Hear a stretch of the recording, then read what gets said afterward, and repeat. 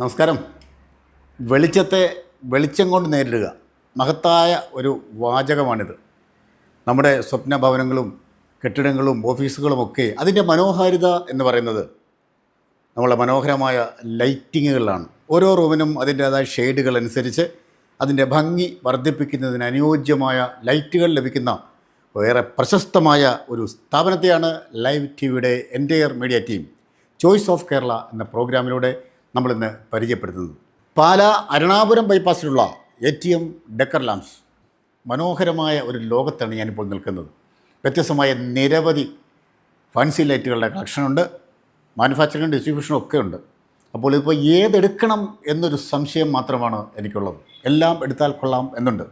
അപ്പോൾ ഇവിടുത്തെ കൂടുതൽ അറിവുകൾ, വിശേഷങ്ങൾ, ഖമാൺ.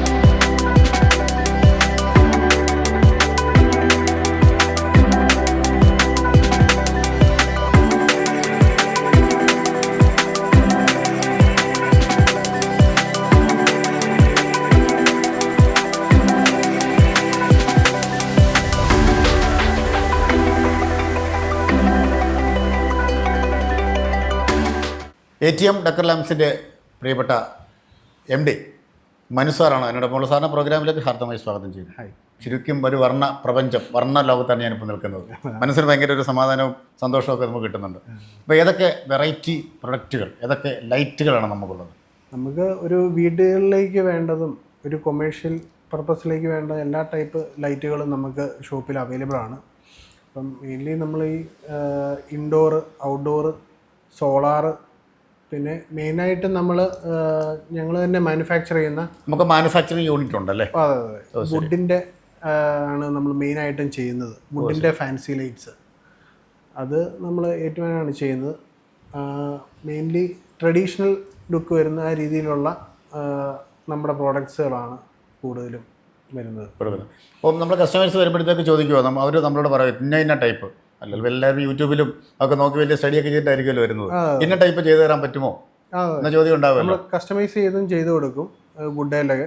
അല്ലാത്ത ടൈപ്പ്, അതായത് ഇപ്പോൾ കൂടുതലും കണ്ടംപററി സ്റ്റൈല് വീടുകൾ ചെയ്യുന്ന കാലഘട്ടത്തിലെ ആളുകൾ മാറി. അതെ, അപ്പം അതും ചെയ്യുന്നവർക്ക് അതിനനുസരിച്ച് അനുയോജ്യമായിട്ടുള്ള നമ്മുടെ ഇൻബിൽറ്റ് LED വരുന്ന ലൈറ്റുകളും നമുക്കിവിടെ ലഭ്യമാണ്. ശരി. അതേപോലെ തന്നെ വ്യത്യസ്തമായ മറ്റ് എന്തൊക്കെ മോഡലുകൾ, തടിയല്ലാതെ വേറെ കുറേ മോഡൽസ് ഒക്കെ കണ്ടല്ലോ, അതൊക്കെ നമ്മൾ എവിടെ നിന്നാണ് കളക്ട് ചെയ്യുന്നതാണോ അതോ? ബാക്കിയുള്ളതെല്ലാം ഇമ്പോർട്ടഡ് ആണ്. ഓ ശരി.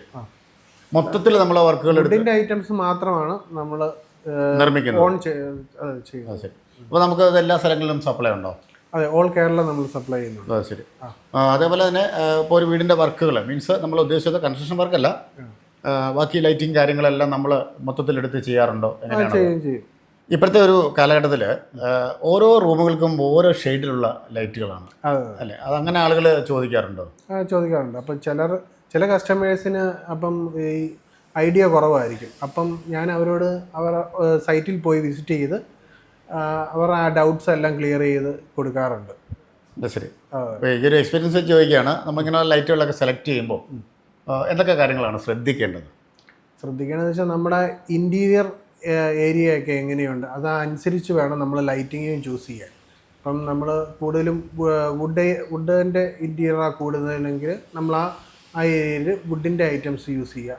അല്ലാതെ മറ്റ് സ്റ്റീൽ വർക്ക് അങ്ങനെയുള്ളതൊക്കെയാണ് കൂടുതലെങ്കിൽ അതിനനുസരിച്ചുള്ള മെറ്റീരിയൽ യൂസ് ചെയ്യുക. ശരി. അപ്പം കസ്റ്റമേഴ്സിന് എന്തെങ്കിലും ഡൗട്ട് ഉണ്ടെങ്കിൽ നമ്മളെ ആ ഒരു ഏരിയയുടെ ഒരു പിക്സ് കാണിച്ചു കഴിഞ്ഞാൽ നമ്മളത് അവരുടെ ഡൗട്ട്സ് എല്ലാം ക്ലിയർ ചെയ്യുക. അതിന് അനുയോജ്യമായിട്ടുള്ള മോഡൽ നമ്മൾ സെലക്ട് ചെയ്ത് കൊടുക്കും. അപ്പോൾ ആളുകൾക്ക് പൊതുവേ സംശയം പറയും, ഈ ലൈറ്റുകളൊക്കെ ഇത്ര ഇട്ട് കഴിഞ്ഞാൽ കറണ്ട് ചാർജൊക്കെ കൂടില്ലേ? മലയാളികളുടെ ഒരു പൊതുവേ സംശയമാണ്. അപ്പം അങ്ങനെയുള്ള പ്രശ്നങ്ങളൊന്നും വരുന്നില്ല അല്ലേ? ഇല്ല, ഇപ്പം എല്ലാം LED അല്ലേ.